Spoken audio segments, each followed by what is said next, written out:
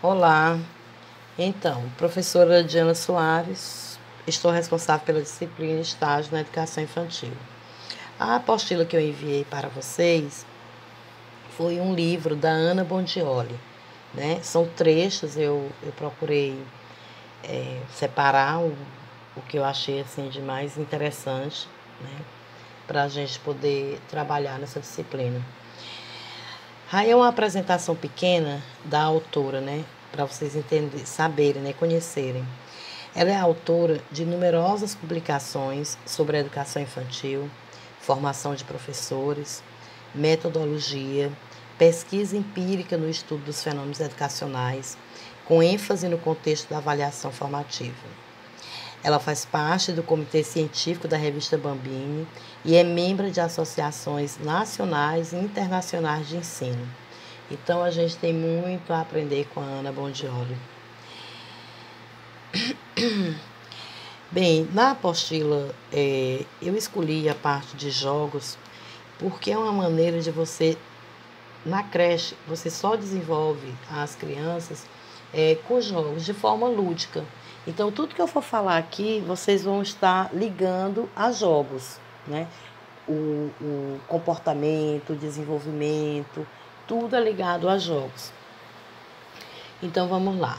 Depois da constatação do jogo como modalidade fundamental de aquisição e organização da experiência das crianças pequenas, olha, vejam bem, o jogo como modalidade fundamental, né, de aquisição e organização da experiência das crianças pequenas. Derivou-se a ideia de que haja uma relação entre jogo e possibilidades evolutivas relacionado à evolução da criança. Bem, a criança, ela aprende pelo exemplo, né? Se você não ensinar a andar, ela não anda. Ela aprende a falar porque ela escuta a gente falando e a gente estimula as crianças que na família, dentro de casa, assim como também na escola, elas vão ser estimuladas pelos exemplos.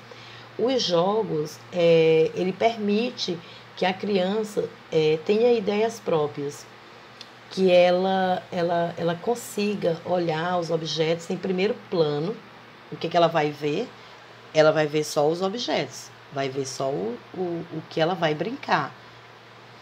Então, a partir daí, foi se delineando uma pedagogia do jogo, que se casava bem com a concepção de maturação do crescimento. A pedagogia do jogo, ela foi se desenvolvendo porque achou que se casava muito bem com a concepção de maturação do crescimento, né? A maturidade que a criança ia ganhando em todos os aspectos, sensorial, linguístico, desenvolvimento motor, intelectual.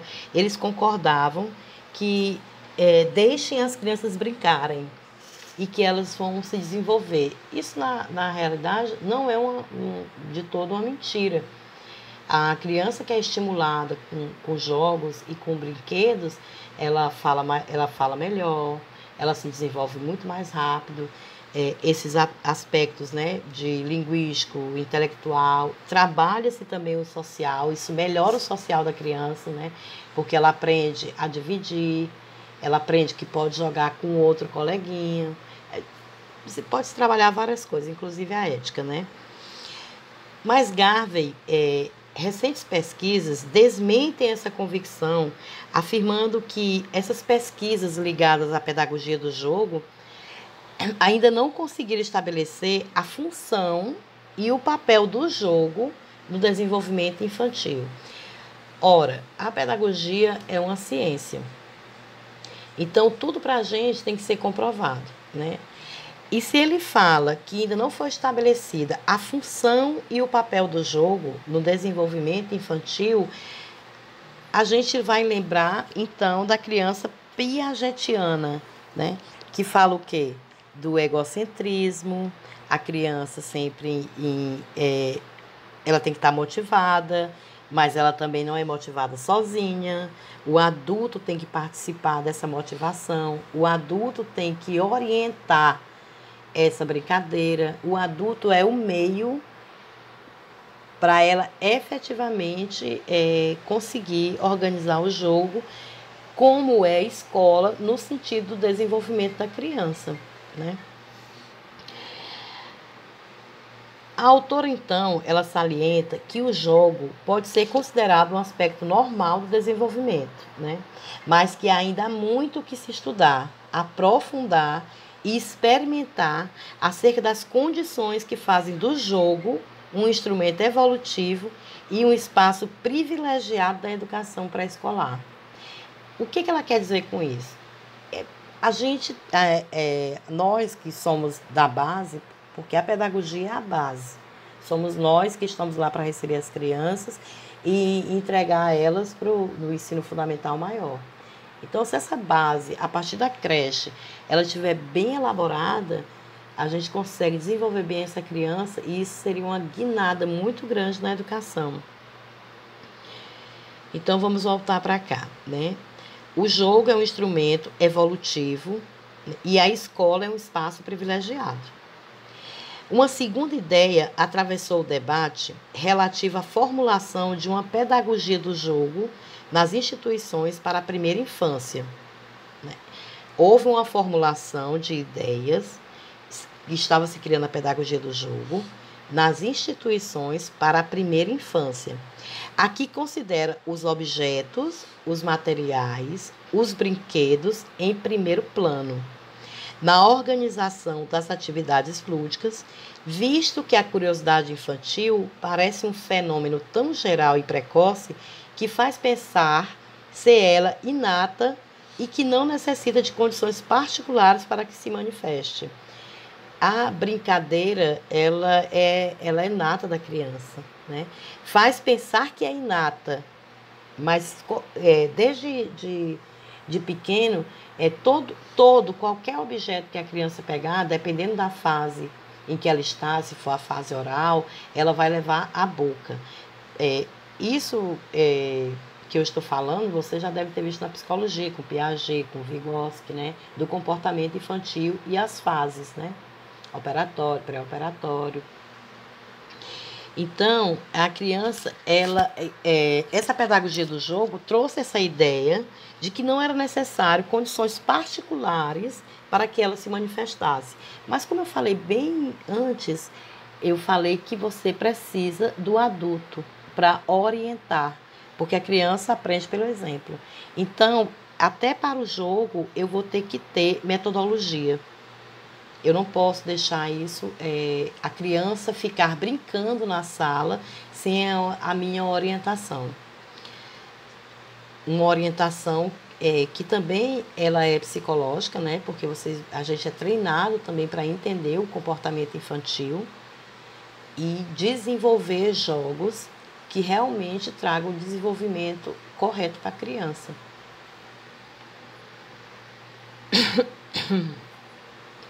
Quando ele fala, a curiosidade é inata, assim, os objetos vêm em primeiro plano. Ou será que a curiosidade necessita de condições particulares para que ela se manifeste? A curiosidade depende de situações sociais compartilhadas com os adultos. Ele é o meio em relação ao mundo, né? A necessidade de delinear uma sequência evolutiva do jogo de 0 a 3 anos, isso tem na apostila, que esclareça para que cada etapa considerada o entrelaçamento entre crianças, objetos, pessoas no jogo e é evidente a inter-relação entre aspectos cognitivos. O que aspectos cognitivos é a forma como a criança aprende, né? Também afetivos e sociais. A gente não pode deixar de considerar o meio social também que a criança vive, o cultural que ela já traz na bagagem. Nenhuma criança chega na escola uma folha branca, nenhum bebê, ele já tem, já ouve a mãe, qual a forma que a mãe fala, né? Como é que essa casa que ele vive, ele já tem memórias, as crianças, né? Então, quais são os traços dessa pedagogia do jogo na creche? Né? No ambiente educacional, absolutamente particular, né, do ambiente educacional, que se caracteriza pelo quê? Pela presença de várias crianças, aproximadamente da mesma idade, e de figuras de referência diversas das parentais. Ora, vejam bem, a escola é o primeiro espaço que a criança vai sozinha. A família confiou a escola, né? E a criança vai tomar essa confiança junto com a família. Então, o primeiro espaço que ela entra sozinha, sem acompanhamento de seus responsáveis, é a escola, né? Então, com a preparação pedagógica que deveria permitir a organização e a administração de maneira consciente das situações de jogos oferecidas às crianças. Para que essa possibilidade se traduza em realidade, é necessário iniciar uma discussão no que diz respeito às atividades lúdicas, que é o tema que aqui nos compete, né? Sobre as modalidades com as quais objetos e pessoas no ambiente da creche são colocados para fazê-los interagir no jogo. Então, a gente tem que passar a analisar as pesquisas no campo da avaliação de experiências de jogos.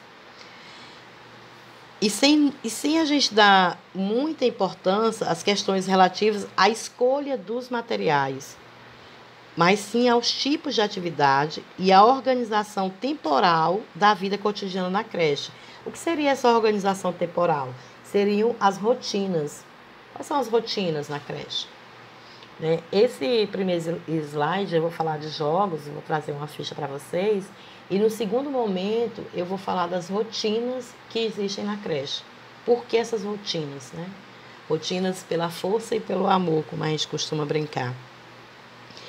Então, qual foi o propósito desse texto, né? Eu quero que vocês consigam delinear uma sequência evolutiva do jogo de 0 a 3 anos, que esclareça para cada etapa considerada o entrelaçamento entre crianças, objetos, pessoas no jogo e evidencie a inter-relação entre aspectos cognitivos, afetivos e sociais. Ora, mas como? Vocês estão, como faria isso, né? Para ficar bem claro, a gente tem que considerar a etapa que a criança está, né? O entrelaçamento seria o objeto adequado à idade da criança, né? Quantas pessoas estariam no jogo e a relação que esse jogo está tendo nos aspectos cognitivo, que é a forma de aprender, afetivo, porque a gente também trabalha afetividade em qualquer idade, gente. Se você for dar aula da creche ao ensino superior, a pós-graduação, mestrado, doutorado, a afetividade está presente na educação. E o social, que a gente tem que trabalhar também o social, né? Como a criança se socializa com as outras crianças, como ela se relaciona. Isso também é uma preocupação da gente dos modelos culturais, né? Porque a criança já traz os padrões dela. Tal progressão é apresentada na primeira parte da apostila, né? Na segunda parte, serão discutidos alguns traços de uma pedagogia do jogo na creche. Pedagogia do jogo na creche. Ambiente educacional absolutamente particular, que se caracteriza pela presença de várias crianças, aproximadamente da mesma idade, e de figuras de referência diversas das parentais. Ora, a creche, ela não tem nem avaliação, né? A creche, a nova BNCC, ela trouxe as competências que vocês têm que ter, né, para poder trabalhar, e as habilidades. Então, eu vou desenvolver essa criança, eu tenho que ter um plano, né, para desenvolver essas crianças de forma que o que é competência e o que é habilidade? vou dar um exemplo para vocês aqui. Competência é você construir uma canoa. Habilidade é você colocar ela na água e remar. Essa é a habilidade. Então, a gente tem que trabalhar as competências e as habilidades da criança. Quando eu desenvolvo as competências, eu consigo desenvolver também as habilidades.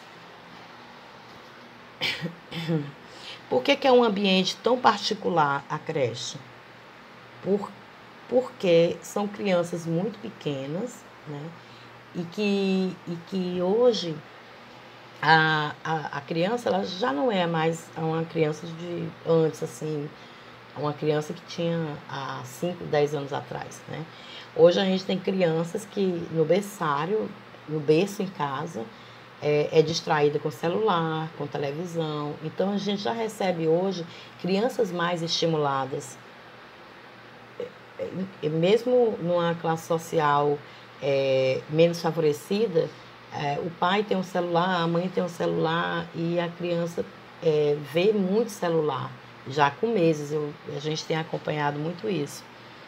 Né? E essa questão de que, como eu falei para vocês, que ela é o primeiro ambiente que ela vai, que não está acompanhado de pai e mãe, ela vai sentir isso aí também, né? Por isso que a gente tem que também trabalhar muito essa questão da afetividade. Então, com uma preparação pedagógica que deveria permitir a organização e a administração de maneira consciente das situações de jogos oferecidas às crianças. Ora, de maneira consciente, é isso que as pesquisas vêm revelando e colocando por terra a pedagogia do jogo. Quando a gente vai praticar esses jogos, a pedagogia, né? Vai praticar esses jogos com as crianças. Será que a gente está de maneira consciente determinando que tipo de jogos que vão desenvolver essas crianças? O que a escola tem para oferecer? Porque primeiro curso é voltado para a escola pública, né? Então a gente já pensa na escola pública. O que temos a oferecer? A forma consciente da situação de jogos. Gente, eu estou tentando esmiuçar para vocês poderem entender jogo, pedagogia e criança. Então, partindo da análise de algumas pesquisas no campo da avaliação de experiências de jogos na creche, a autora se identifica como problema principal o comportamento e o papel do adulto nas situações lúdicas. Então, qual seria esse papel do adulto nas situações lúdicas?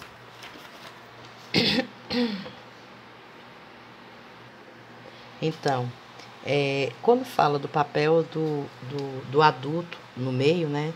Imagina, essa criança ela chega na creche, ela vem, ainda só está em contato com a mãe, muitas ainda são forçadas, né, a deixar o peito, e essa criança chega numa total, como diz no texto, indiferenciação.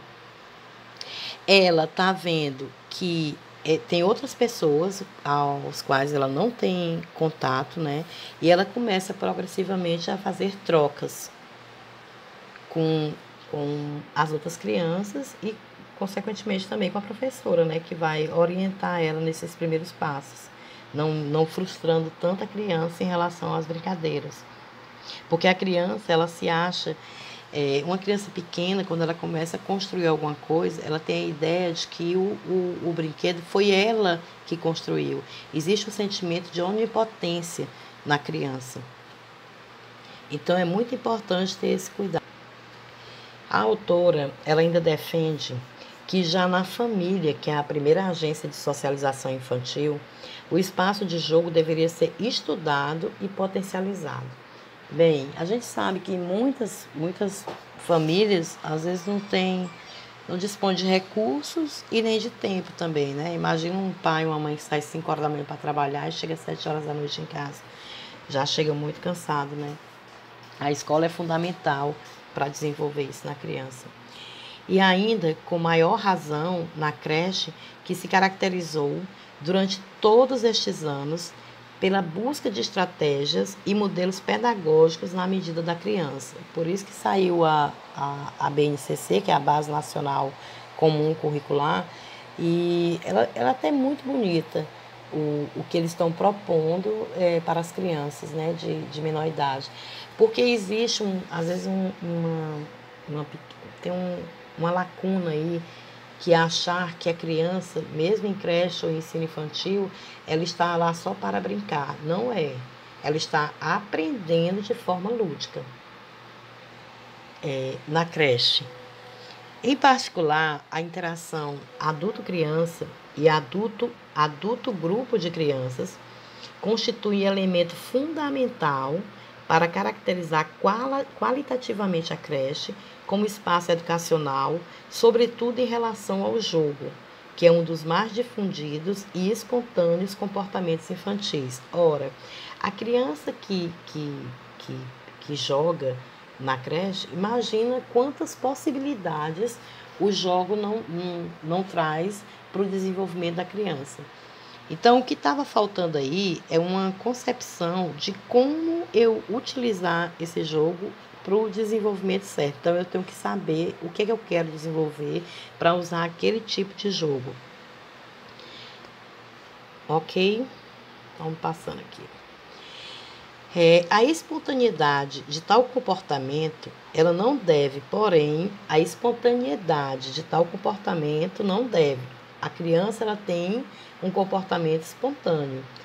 Fazer com que se esqueça que o espaço do jogo é, desde o início, um espaço que se constrói, uma experiência que se adquire enquanto compartilhada, que se enriquece através da incorporação de modelos culturais participados. Então, a gente estava falando sobre a espontaneidade de tal comportamento, né?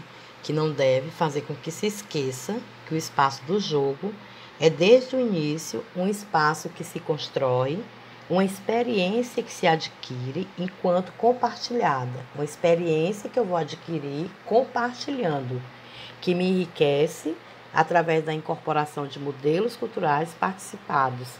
O que serão esses modelos culturais participados? Né? É a maneira como eu estou participando do modelo cultural que vem da célula principal, que é a família, né?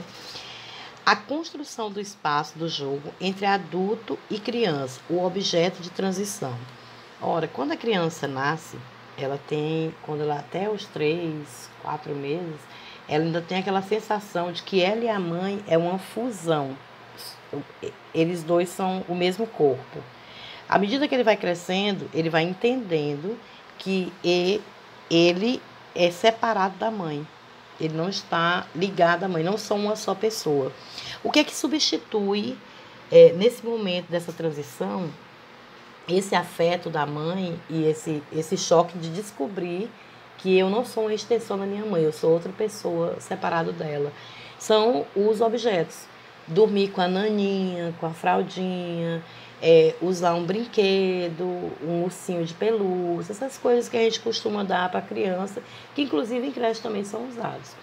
Então, essa é a transição da criança, é ela entender que existe a ausência da mãe, né, e que o valor lúdico é simbólico, mas substitui, deixa um objeto com ele, né?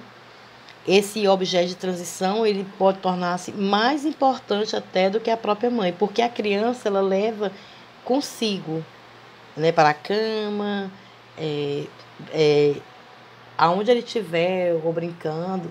Você pode perceber que há crianças que arrastam a fraldinha, tem crianças que andam com o bonequinho todo tempo na mão. Então, dessa forma, quando ele passa por esse momento de transição, é que vai nascer o interesse dele em relação ao mundo externo, né? Quando ele tem uma relação com o objeto. Então, é através também da área do jogo que continua essa união mãe e criança. Mas eu permito que o pequeno brinque sozinho, seguro de que a pessoa que está lá cuidando está disponível, e ele continua, mesmo quando é lembrado da mãe, né, no caso da creche, ele tem que ficar seguro, né? Então, a presença de um objeto, a criança segurar o objeto, ela entrar nos jogos, faz com que dê segurança também a ela. O papel do adulto na constituição da base da experiência lúdica, né? A afirmação da ilusão e do sentimento de onipotência. Era isso que eu estava falando para vocês, da separação mãe e filho, e quando o bebê entende que não é ligado, ele e a mãe são dois corpos. O papel do adulto na constituição da base, na base da experiência lúdica, né? Como é que se constrói essa experiência lúdica? Quando ela fala da afirmação da ilusão e do sentimento de onipotência. Eu já já falei um pouco sobre isso também. Quando a criança já está no seio materno, que ela é saciada, qual o impulso dela é que a criança cria uma ilusão de ela ter criado aquele objeto, como se fosse o seio, a questão do seio materno, né? Então, é muito importante que a mãe se adapte às necessidades da criança e que essas necessidades são suficientemente boas, são bem realizadas. Então, a criança cria essa ilusão e esse sentimento de onipotência, como eu já falei, né? É porque ele é que cria tudo. Ele é que faz tudo.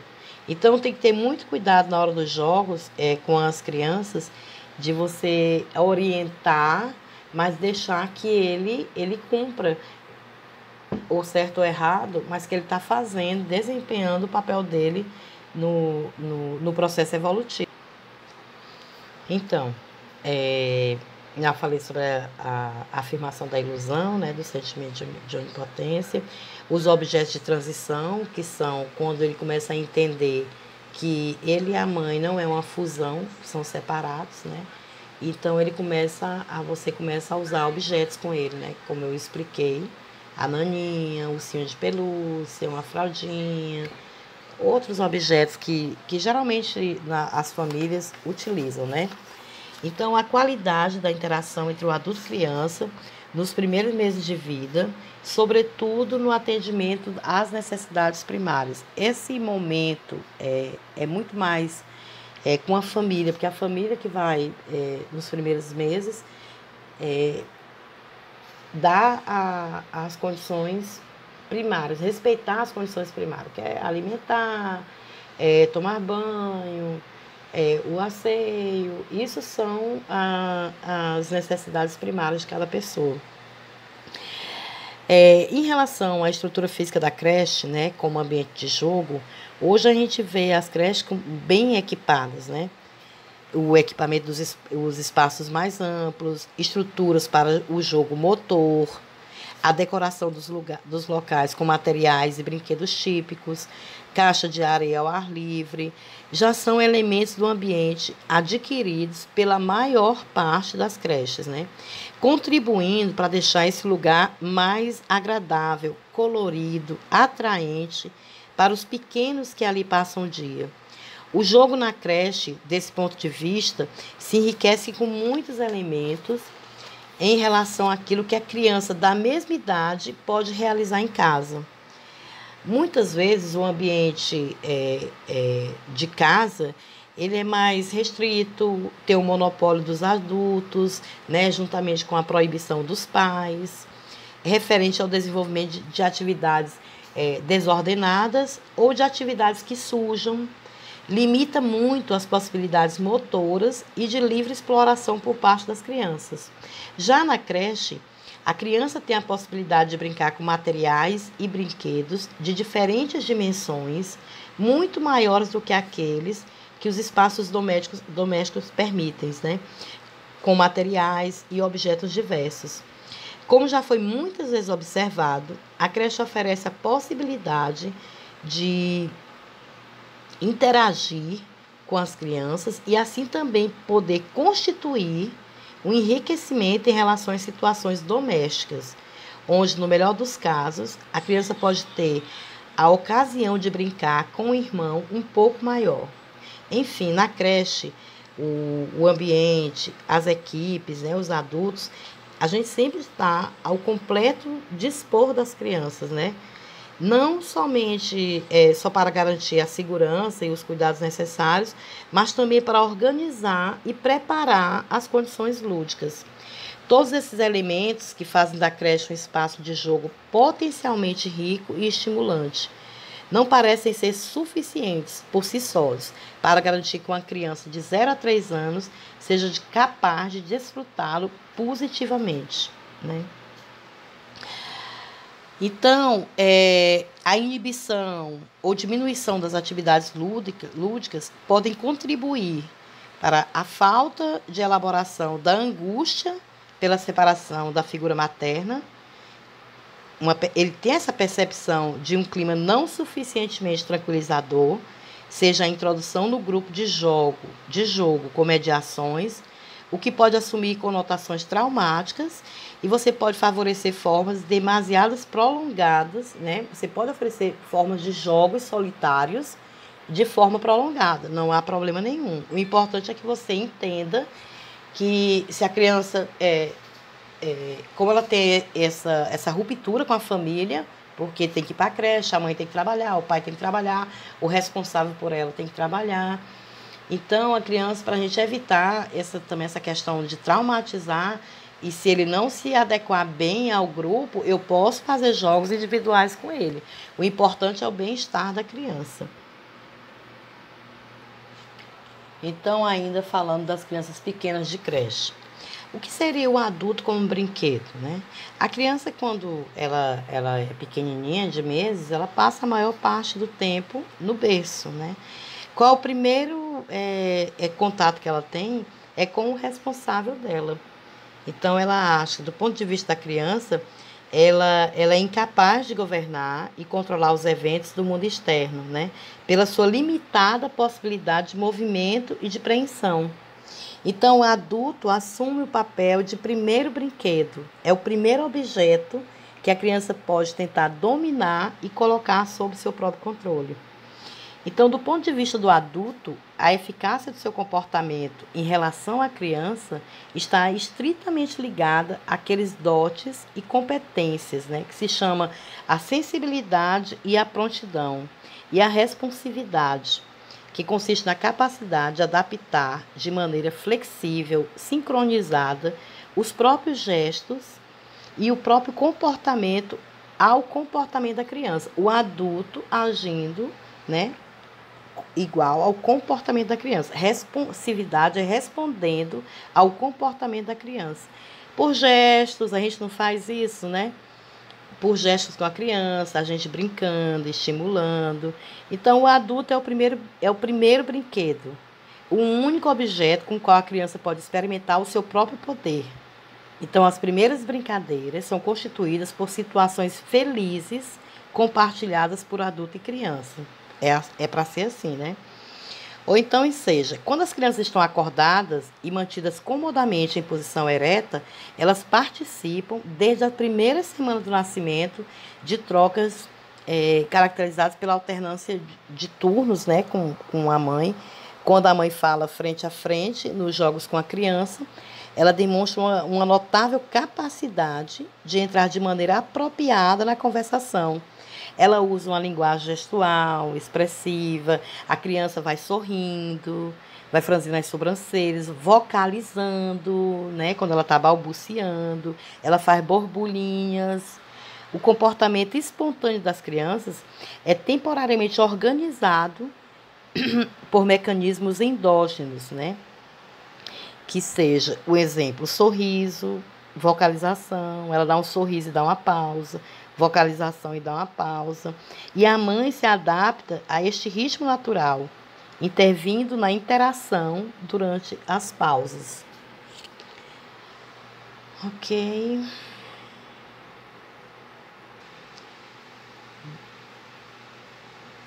Dando continuidade aqui, eu trouxe esse caderno de planejamento. Ele é da Simone Ellen Drummond. Então, o que é um caderno de planejamento, né? Quando a gente está... O próximo slide que eu vou trazer para vocês, o próximo tópico, será, já falei, sobre a rotina. Então, o caderno de planejamento é isso aí, ó.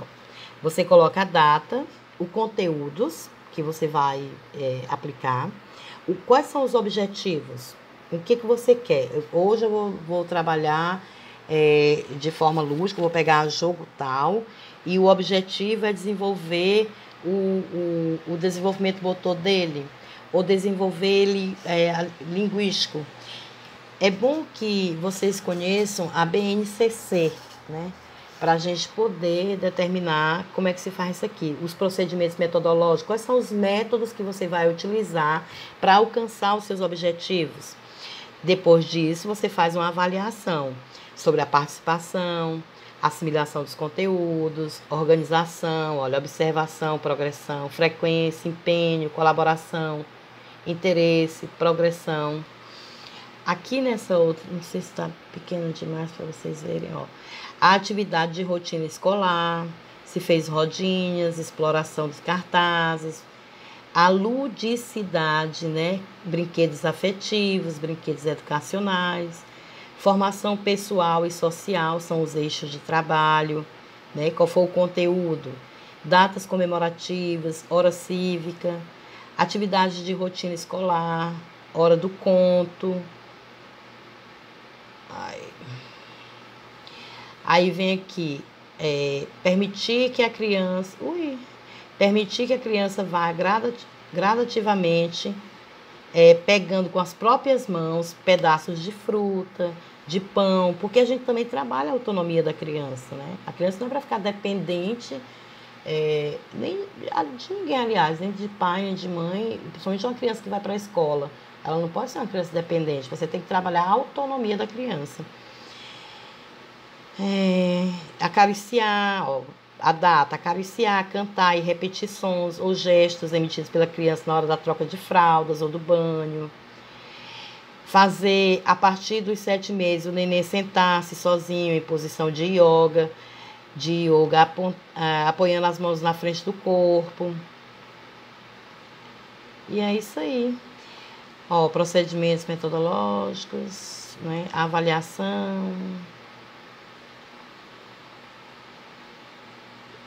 Ó, bater palmas, levantar os braços. Essa aqui é uma ficha de avaliação, porque também é muito bom a gente ter relatórios para a gente poder conversar com os pais.